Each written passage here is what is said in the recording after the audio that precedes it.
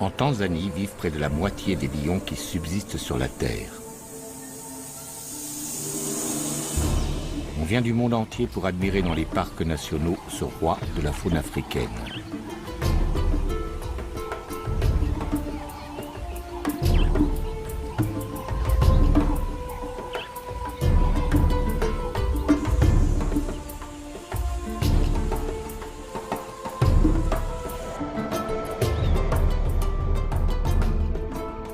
Les 20 000 lions de Tanzanie ne vivent pas uniquement dans ces réserves où ils sont adulés et protégés. Dans le reste du pays, loin des safaris et des touristes, les lions sont détestés. Pour toute une population rurale qui défend son bétail ou sa vie, ils demeurent de dangereux prédateurs qu'il faut éliminer.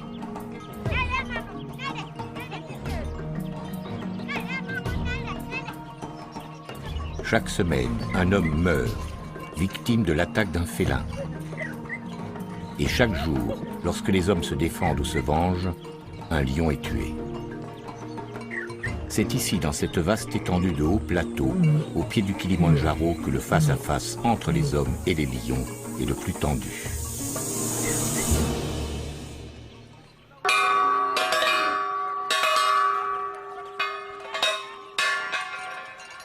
Nous sommes à Mboret, un village de la steppe Maasai, situé le long du parc national de Tarangire, une zone infestée de lions. Ce jour-là, la leçon est un peu particulière.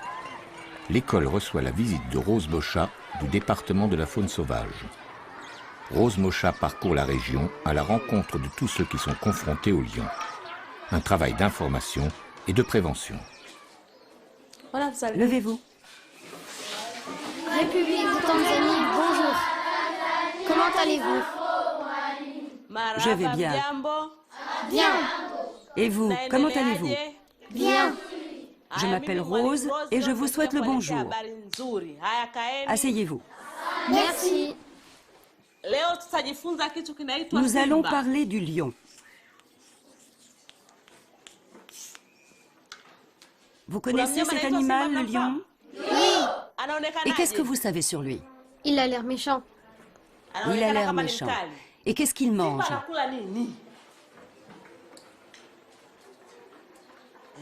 Toi, là derrière. De la viande. Il mange de la viande. De ce côté derrière? Des gazelles. Des gazelles. Là-bas? Des zèbres. Des zèbres, très bien. Vas-y, dessine-nous un lion.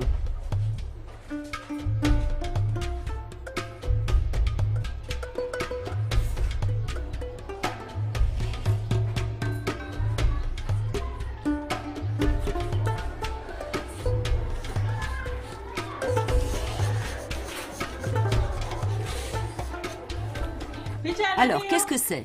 Un lion. Est-ce qu'il y a déjà eu des problèmes avec des lions par ici? Oui. Est-ce que vous avez déjà vu passer un lion? Oui. Vous l'avez vu, hein? Oui. Et est-ce qu'il a fait des dégâts, par exemple dévorer du bétail? Oui. Qu'est-ce qu'il a mangé, par exemple? Un par un, s'il vous plaît. Des vaches. Des vaches, et quoi d'autre? Des chèvres. Concernant les lions, les petits écoliers d'Mboret en savent autant que les maîtres.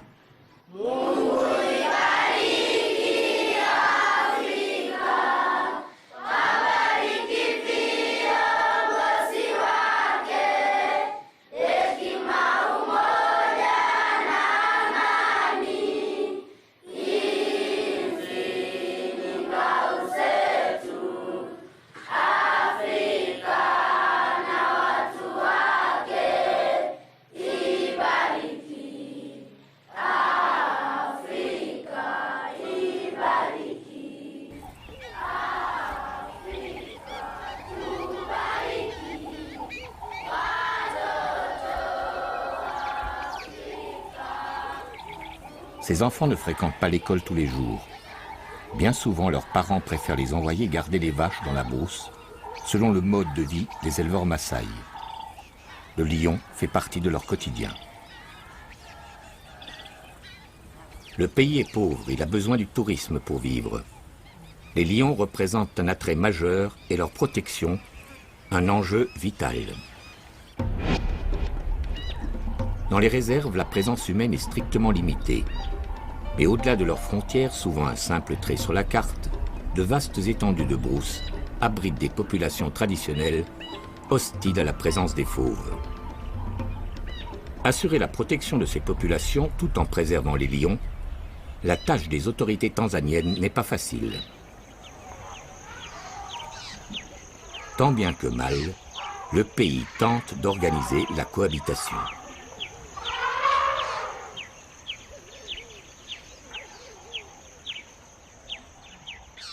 Dans ce conflit entre les hommes et les lions, Bernard Kisui est dédié à la surveillance des félins. Son travail consiste à localiser les différents groupes de lions et à suivre leurs déplacements. Ce matin, Bernard part à la recherche d'une famille de lions qu'il n'a pas vue depuis plusieurs jours.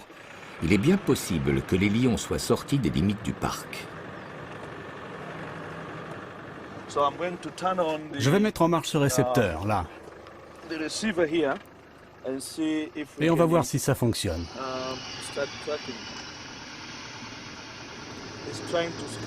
On essaie de capter un signal aux alentours. Même en utilisant les colliers émetteurs dont sont dotés certains lions du groupe, Bernard n'est jamais assuré de pouvoir les retrouver. Le comportement des félins est imprévisible. D'un jour à l'autre, les lions peuvent se déplacer sur de grandes distances. Nous devons aller de l'autre côté, là où on recevait les signaux les plus forts. Ils sont probablement à gauche, plus loin au fond de la vallée. Depuis qu'on a commencé à suivre les lions il y a 7 ans, nous avons une bonne idée de l'évolution des populations. Par exemple, en 2004, lorsque nous avons commencé, notre estimation était de 200 lions. Maintenant, on est descendu à un chiffre de 170, voire 160.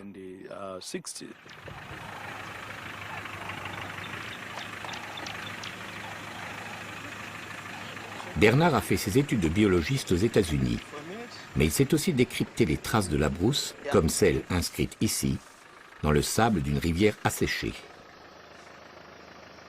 Ces empreintes vont lui permettre de remonter la piste des félins. Attention, il y a des éléphants.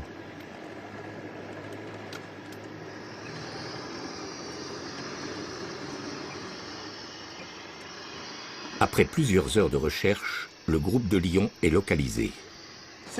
Assis, là-bas.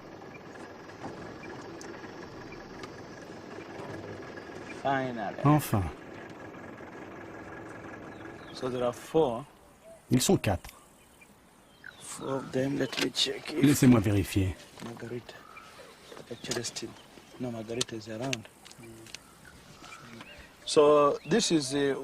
C'est un des groupes que nous étudions. Nous l'avons baptisé Altipiano. Là, ils sont à l'intérieur du parc, mais il y a quelques jours, on les a trouvés en dehors. Ça, ce sont les fiches d'identification de ce groupe. Vous voyez, ce clan était composé de beaucoup d'individus. Mais aujourd'hui, il n'en reste que 5.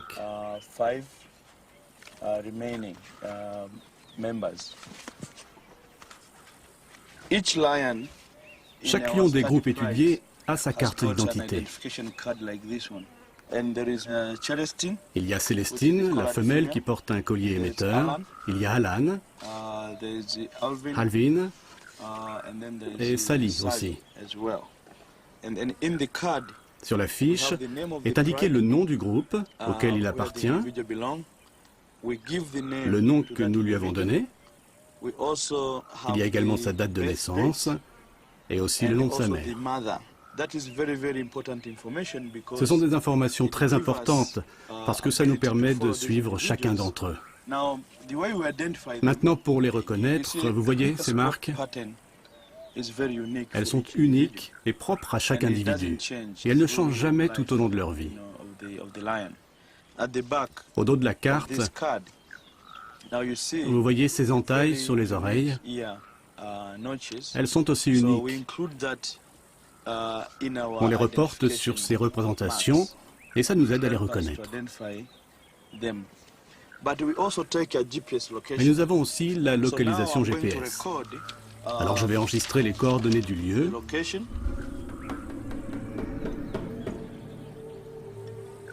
Et noter aussi l'heure.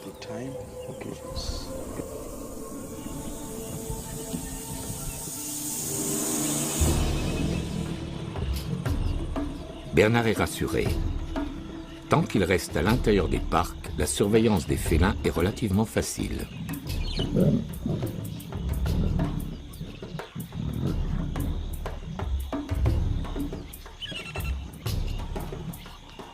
Mais tous les lions ne vivent pas dans les parcs. Et ceux qui s'y trouvent n'ont que faire des limites établies par les hommes. Ils se déplacent au gré de leur chasse.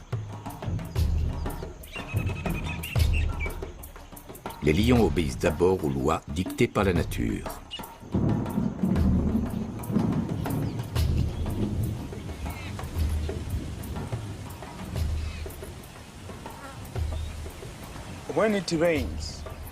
Lors de la saison des pluies, c'est-à-dire autour de novembre, décembre et jusqu'en mai, les animaux se mettent à se déplacer à l'extérieur des parcs. Les lions sont forcés de suivre cette migration parce qu'il ne reste plus rien à manger dans les parcs. Donc ils sortent et ils se retrouvent dans des régions habitées. Il y a des gens, il y a du bétail et toutes sortes d'activités humaines.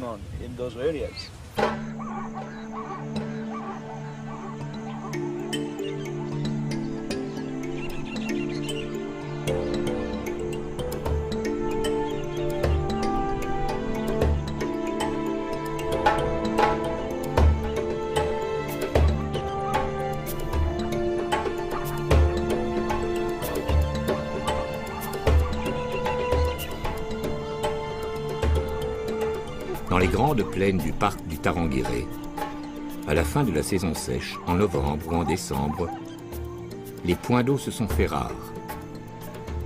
Pour le gibier habituel des lions, les buffles, les gnous, les zèbres, aller boire est devenu plus dangereux.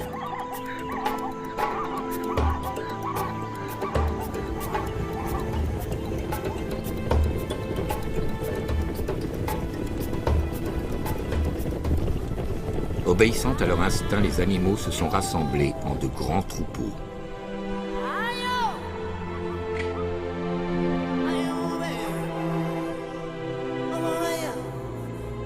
Aux premières pluies, un rituel immuable bouleverse totalement la vie de la savane. Le début de la grande migration. Un spectacle unique au monde qui voit des centaines de milliers d'herbivores se mettre en marche à la recherche de nouvelles prairies. Bientôt, les troupeaux franchissent les limites du parc et quittent ces espaces protégés. Dans la steppe Maasai, le moment du face-à-face est arrivé.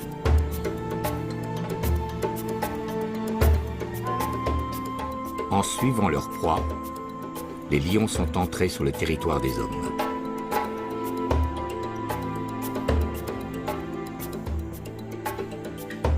Ils vont y rencontrer des éleveurs, des enfants comme les écoliers d'Emboret, des paysans, tous ceux qui occupent la savane et qui, comme eux, jouent leur survie au quotidien.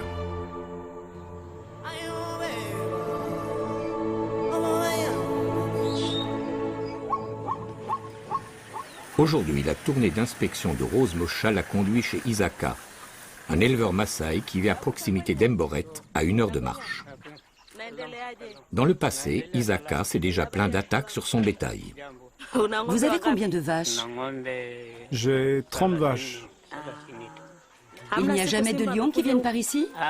Si, ça arrive, mais on les fait fuir. Ah, vous arrivez à les chasser. Comment faites-vous pour les faire partir? Quand on les entend rugir, soit on pousse des cris, soit on apporte des lampes et on fait de la lumière. Ah, ils s'enfuient.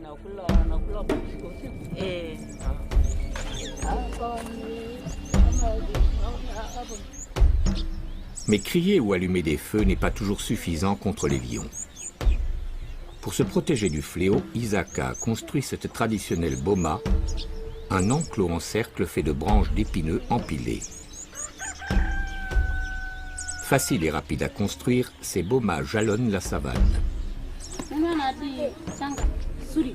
Elles correspondent au mode de vie semi-nomade d'Isaka. Il doit pouvoir se déplacer rapidement en fonction des pâturages et des ressources en eau.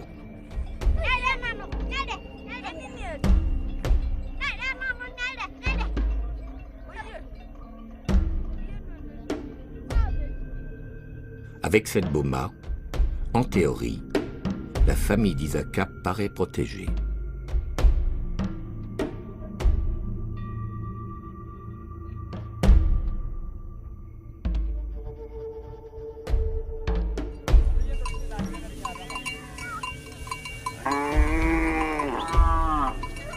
Isaka possède 30 vaches. À l'échelle du pays, c'est un homme riche. Mais pour nourrir les siens, il ne peut compter que sur son troupeau. Comme ses voisins éleveurs, il ne cultive pas la terre. Perdre une seule de ses vaches constituerait une catastrophe.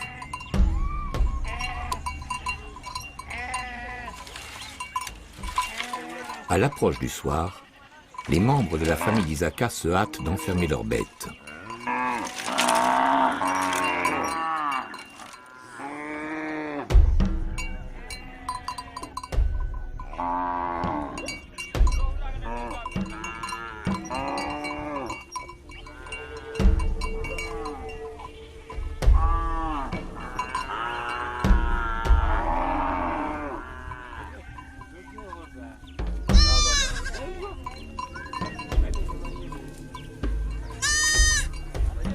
Les redoutables épines de la boma semblent interdire toute intrusion.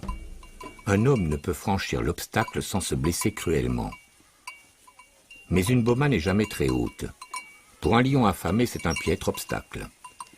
Isaka sait que d'un seul bond, un félin peut franchir plusieurs mètres et dans sa fuite emporter l'une de ses vaches.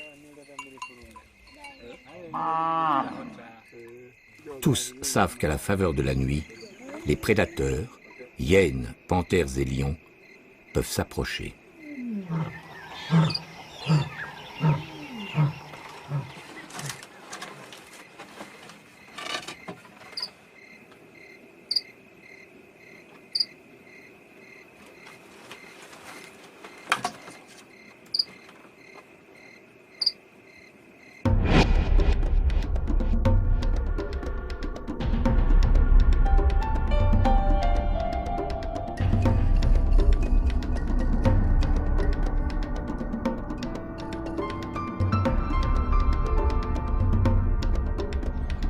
Lors de ces tournées, Rose s'adresse en priorité aux chefs coutumiers et aux responsables des villages.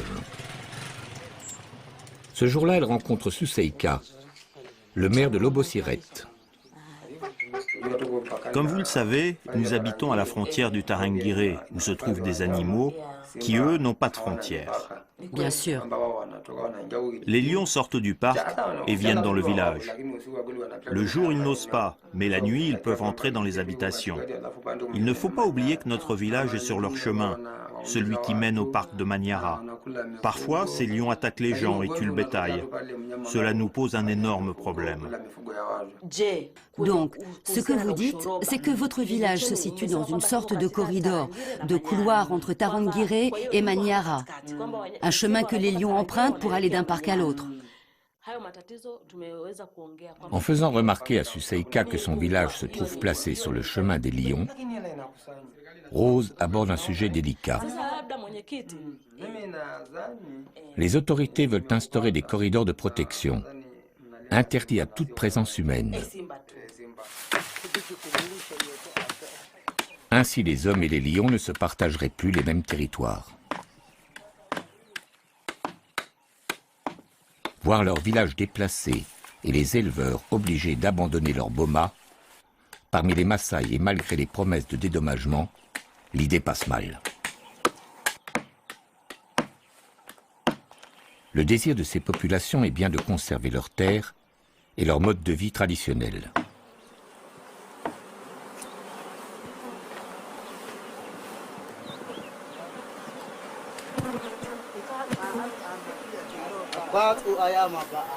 Les Maasai ont grandi au milieu d'une nature abrupte, dont ils ont appris à mesurer les dangers et dont ils utilisent au mieux toutes les ressources.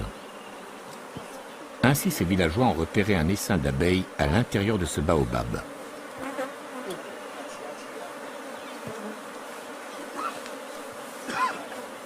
Qu'importe les piqûres d'insectes. Le miel fournit un apport en calories bienvenu à ces habitants de la steppe, dont le souci quotidien reste de se nourrir.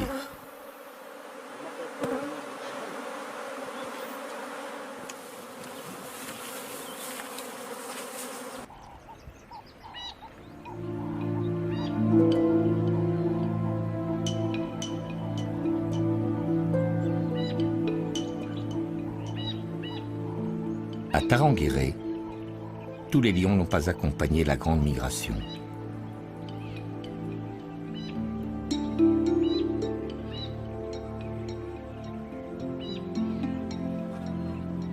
Dans le parc, en ce mois de février, une lionne est demeurée sur place, gênée par la naissance d'une portée de lionceaux.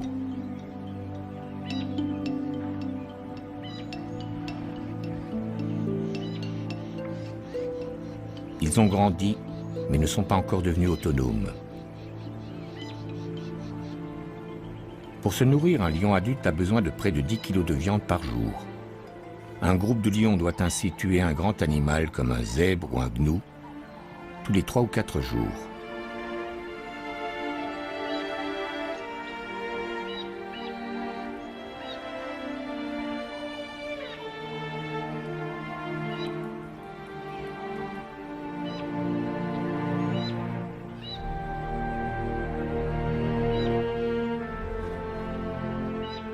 Or, avec la migration, le gibier a déserté la réserve et la viande manque.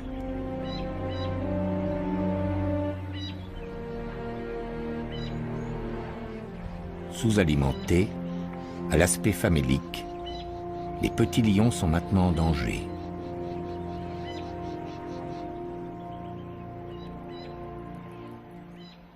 Sans relâche, la lionne guette.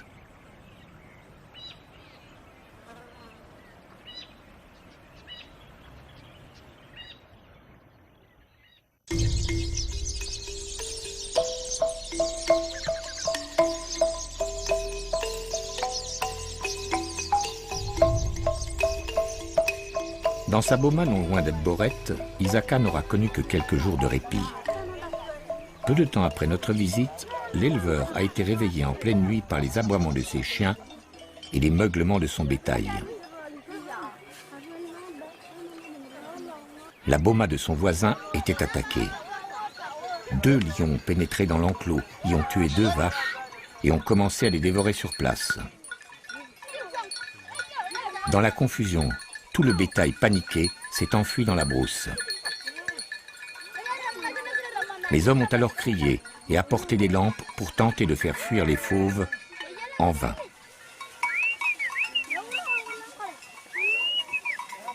Il a fallu attendre plusieurs heures et l'arrivée d'un garde-chasse tirant des coups de feu en l'air pour que les lions abandonnent leur proie et que les bomas retrouvent leur calme.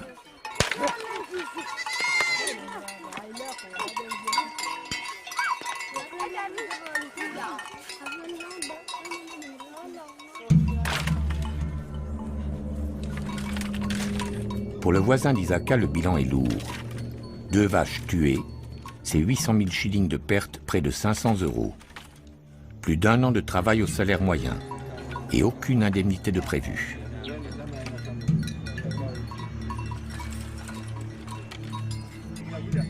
Dans la boma, l'inquiétude s'est installée. Les lions reviendront-ils? Les femmes et les enfants s'enferment dans les cases. Les hommes décident de veiller. Il y a beaucoup de problèmes avec les bêtes sauvages qui s'attaquent à nos vaches. Il faut qu'on soit prêt à les protéger. Un feu, des lances et les souvenirs de leur jeunesse alimentent leur courage. Chaque jour, il nous faut rester sur nos gardes. Parce que les lions ne préviennent pas, ils arrivent tout à coup. C'est comme ça qu'ils sont arrivés ici l'autre jour. Je vais remettre du bois dans le feu. La lumière permet au moins de voir un peu ce qui se passe. On ne voit pas très bien, mais c'est assez pour que nous puissions nous défendre. La vie continue, toujours. De toute façon, il n'y a rien d'autre à faire. On doit suivre notre destin. C'est comme ça.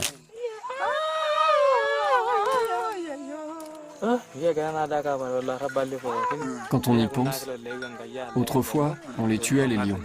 Je me souviens d'un jour, on en a coincé un.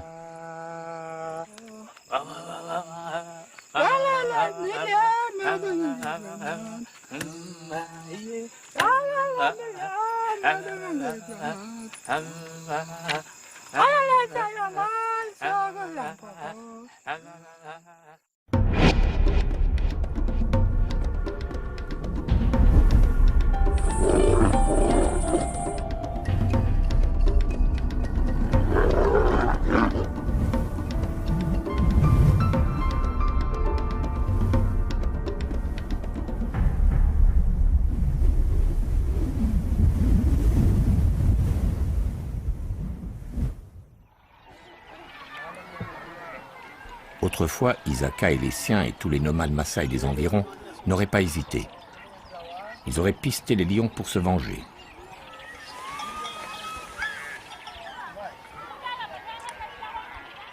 Ce matin, les hommes de la Boma se sont rassemblés. Ils savent qu'il leur est désormais interdit, sous peine de lourdes sanctions, de tuer les lions. À chaque attaque de lions sur le bétail, les Maasai organisaient une chasse et ils partaient dans la brousse jusqu'à ce qu'ils trouvent un lion, n'importe lequel, et ils le tuaient à coups de lance. Mais les éleveurs disposent aujourd'hui d'une arme bien plus efficace que les lances. Les gens se servent de poison. Je m'en souviens une fois, dans la partie sud du Tarangire, il y a eu cette histoire. Des lions qui se trouvaient en dehors du parc ont tué une girafe. Sa carcasse a été bourrée de poison. Et plus tard, nous avons trouvé 5 cadavres de lions dans la zone où ce poison avait été utilisé.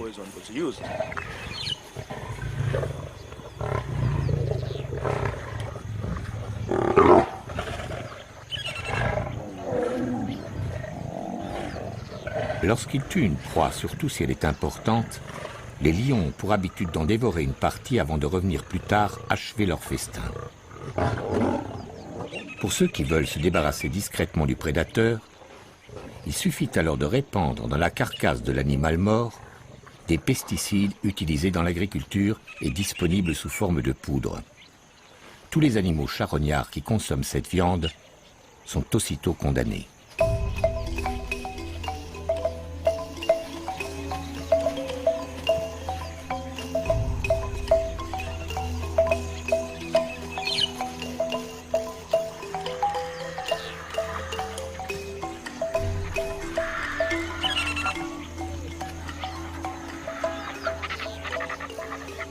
Alertés par la mort de lions, mais aussi par des hécatombes massives de vautours, de chacals et de hyènes, les autorités ont mené leur enquête.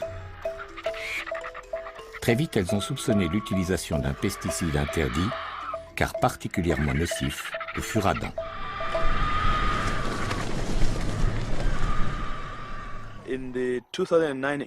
Lors de cette affaire de girafe, nous avons pu faire des prélèvements.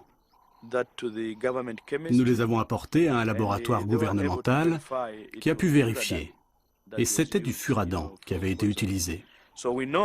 Depuis, nous savons que dans cette région, le furadin est utilisé pour tuer des lions.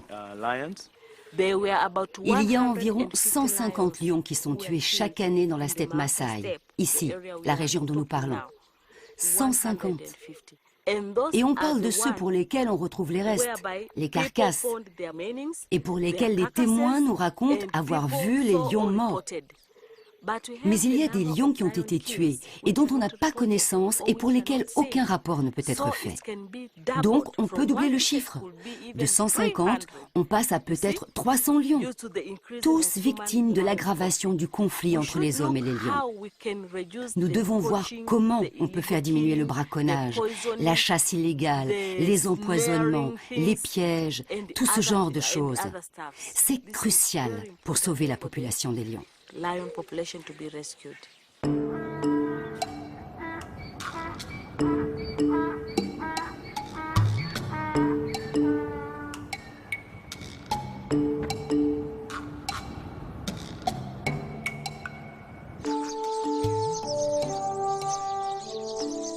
En une ou deux générations, le monde clos dans lequel vivaient ces nomades Maasai a profondément changé. Hier encore, ils subsistaient en autarcie, ne comptant que sur eux-mêmes, indifférents aux étrangers.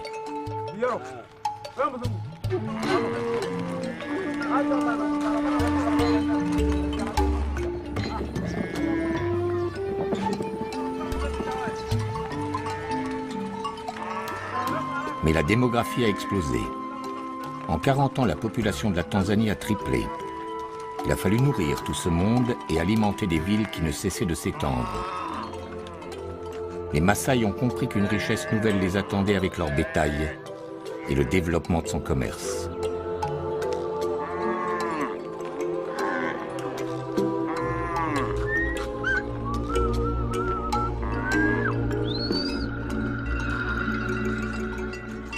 Isaka, comme tous les éleveurs de sa région, se rend maintenant régulièrement dans la grande cité du Nord, à Arusha.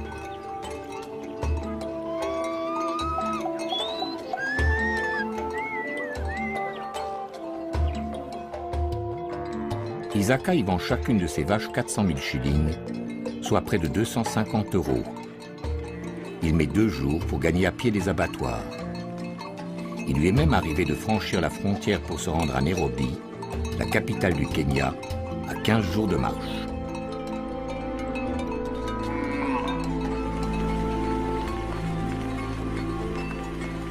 La steppe Maasai voit défiler sans cesse ses grands troupeaux de bovins. Petit à petit, le bétail domestique a envahi la savane à la recherche de nouveaux pâturages et de points d'eau.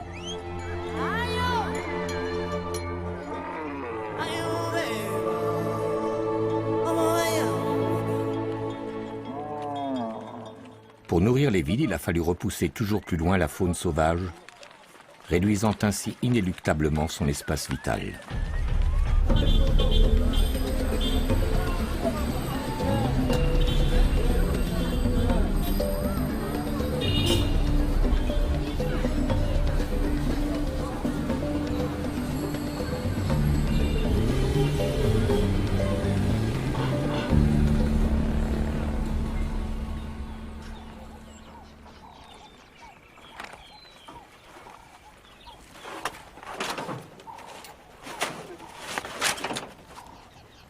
Nous sommes près de Simanjaro, un village situé au nord du parc de Tarangire, le long de l'un de ces fameux corridors empruntés par les lions. Ce jour-là, on charge dans un camion des rouleaux de grillage, un moyen de protection rudimentaire qui semble évident dans une société contemporaine, mais qui financièrement reste hors de portée des éleveurs de la steppe.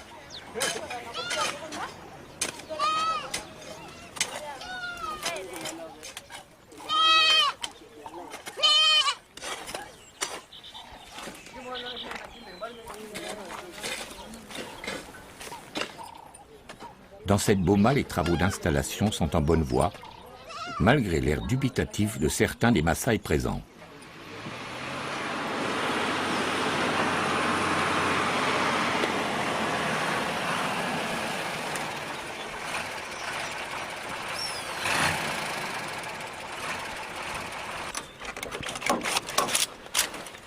Mais lorsqu'arrive le camion, Toima, le chef du village, et tous les membres de sa famille mettent la main à la pâte. Ils ont parlé avec des voisins déjà équipés et le téléphone de la savane a parfaitement fonctionné. Une boma solide est alors érigée. Le fil de fer remplace les épines.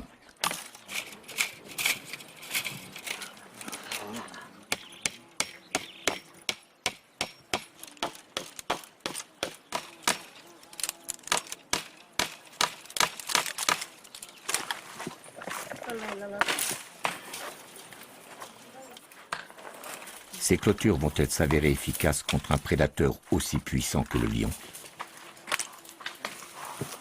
Pour répondre à cette question et à titre de test, une centaine d'enclos, financés par des associations occidentales, sont en cours d'installation autour de Simanjaro.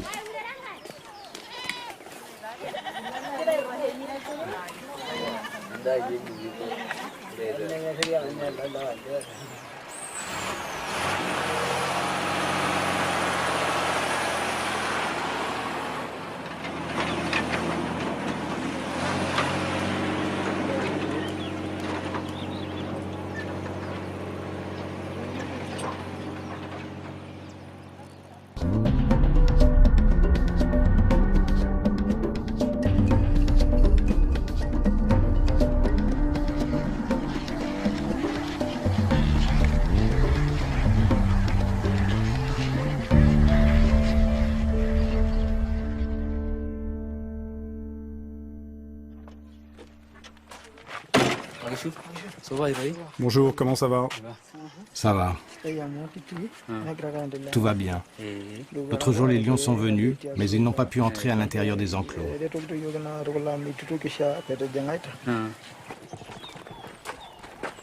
Dans les bomas déjà équipés, les autorités viennent aux nouvelles et inspectent les clôtures. Les premiers résultats semblent encourageants. Déconcertés par les fils de fer, les lions se sont éloignés. 1 millier de bomas seront bientôt grillagés. Maintenant, grâce à cette clôture, ils sont tranquilles. Les animaux sauvages n'attaquent plus le bétail. Oui, depuis tout va bien. C'est beaucoup mieux parce que nous pouvons dormir tranquilles. Et les animaux aussi.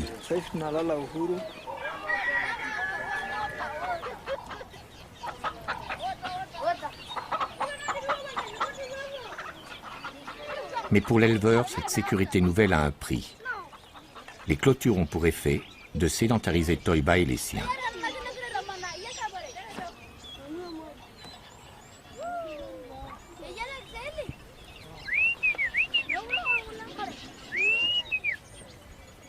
Le fil de fer va les éloigner encore un peu plus de leur passé de nomades.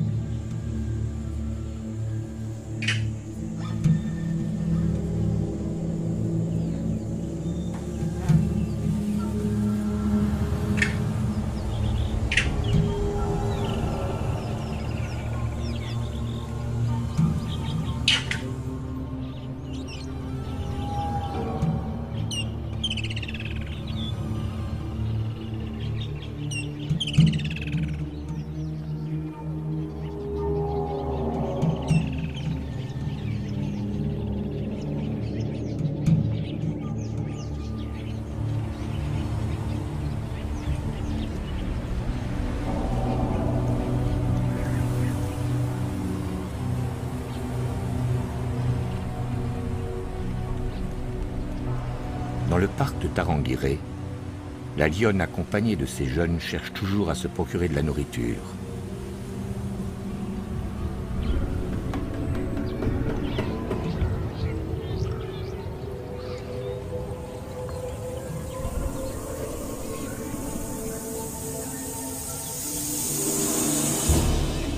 Maigre et manquant d'énergie, ses attaques sur le peu de gibier qui reste à l'intérieur du parc deviennent imprécises. Peut-être qu'un jour, à la faveur d'une rencontre, notre lionne n'aura d'autre ressource que de s'en prendre à un gibier plus facile à tuer. Nous sommes au sud de la Tanzanie, le long de la grande rivière Rufiji, qui borde la réserve du Selous, la plus vaste d'Afrique. Des populations de paysans sont établies d'un côté de la rivière, mais les champs qu'ils cultivent, ainsi que les zones sauvages, se trouvent sur l'autre rive.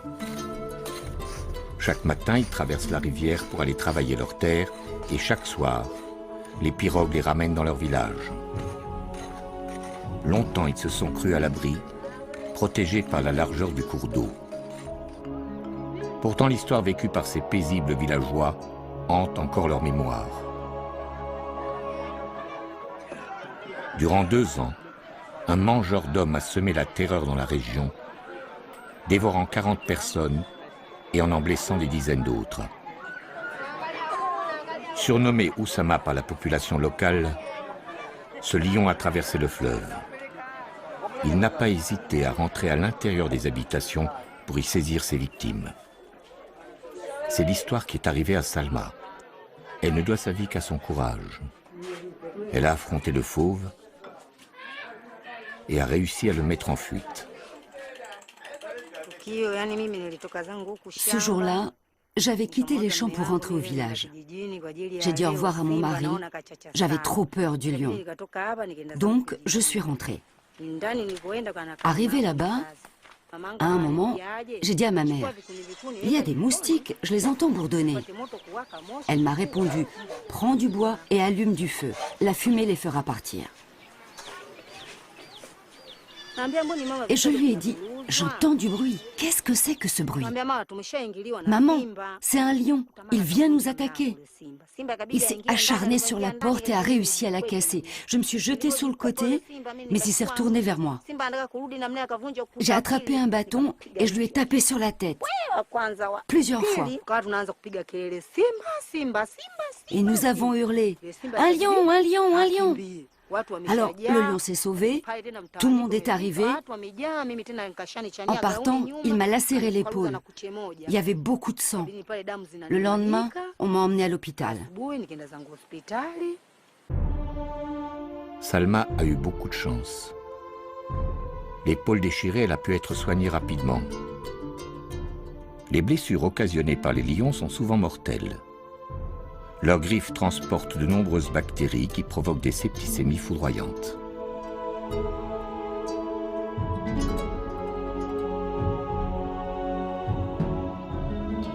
Le long de la Rufiji, à une certaine période de l'année, pour défendre leur récolte contre les cochons sauvages, les paysans passent la nuit dans ces cabanes. Ils s'installent en hauteur pour se protéger des lions, eux-mêmes à la recherche de ces nuisibles.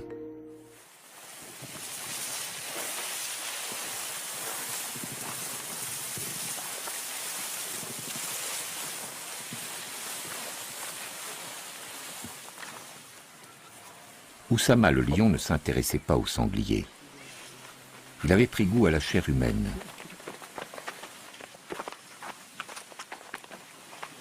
Voici le récit tragique de Fatouma et de sa famille. À l'âge de 20 ans, la jeune femme menait la vie sans histoire d'une paysanne de la Rufiji. Puis par 2 fois, son chemin a croisé celui du mangeur d'hommes. Si le destin a épargné la jeune femme, Fatouma reste marquée par les nuits d'horreur qu'elle a vécues. Aujourd'hui, elle traverse toujours la rivière pour continuer à cultiver les champs, situés du côté des espaces sauvages. Fatouma a refait sa vie et a fondé une nouvelle famille. Mais elle serre bien fort dans ses bras son dernier-né. Ce jour-là, quand mon mari a voulu rentrer vers la maison, il a croisé le lion. Il a crié et des gens ont entendu ses cris. Mais à ce moment-là, ils ont pensé que c'était des cris d'ivrogne. 3 jours plus tard, il n'était toujours pas rentré chez nous. Des gens se sont mis à le chercher dans toute la vallée. On n'a retrouvé que des restes. Voilà ce qui est arrivé à mon mari.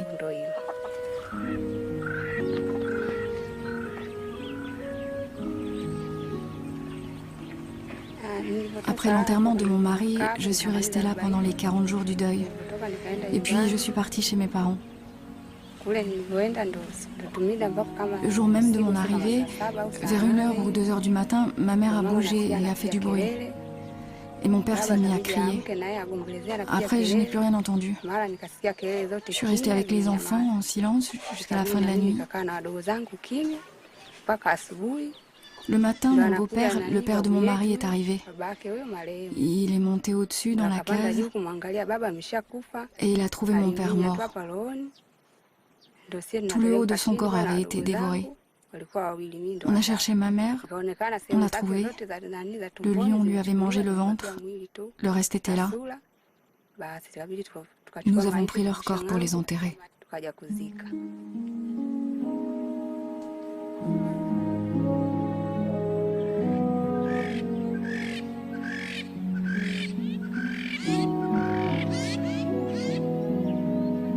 Le lion a finalement été abattu, une bénédiction pour toute cette région. Je m'en souviens très bien. Quand le lion s'est jeté sur nous pour nous attaquer, nous avons pu lui tirer dessus, juste avant qu'il nous atteigne. Nous étions 6 ou 7. Et là, le lion est tombé. Et tout le monde a continué à tirer sur lui. Voilà l'histoire de ce lion qui a semé la terreur dans cette région pendant 3 ou 4 ans.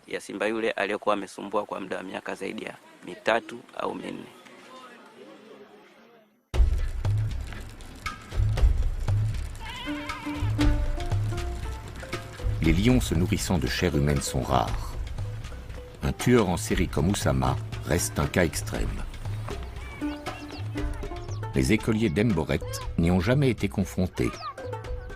Une mauvaise rencontre est toujours possible, mais ces enfants élevés à la rude école de la Brousse restent les héritiers des traditions Maasai. Ils ne s'imaginent pas en victimes.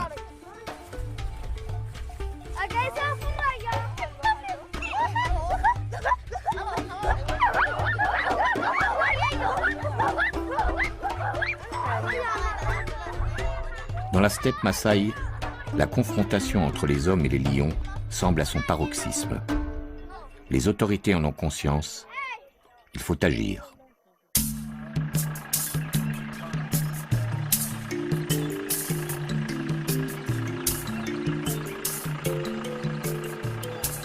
À la lisière du parc du Tarangire, les hommes attachés à la surveillance des lions ont repris la piste.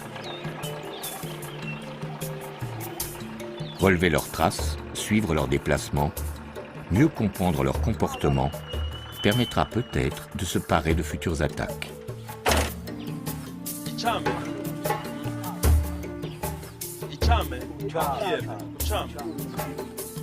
Comme dans les Boma, l'apaisement du conflit passe par un travail de terrain.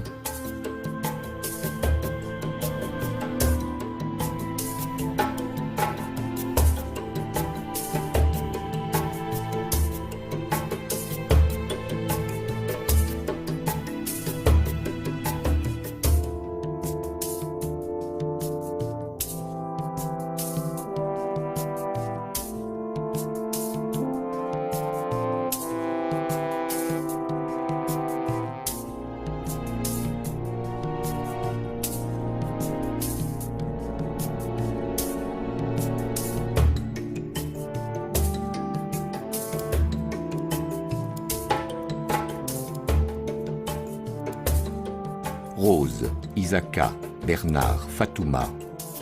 Les enfants d'Emboret, tous ont une histoire particulière avec les lions. Ils vivent dans un pays où la faune sauvage représente un capital inestimable, unique au monde. Les hommes et les lions pourront-ils continuer à se partager les mêmes territoires? Certains en doutent. Dans ce conflit, il s'agit avant tout de gagner du temps.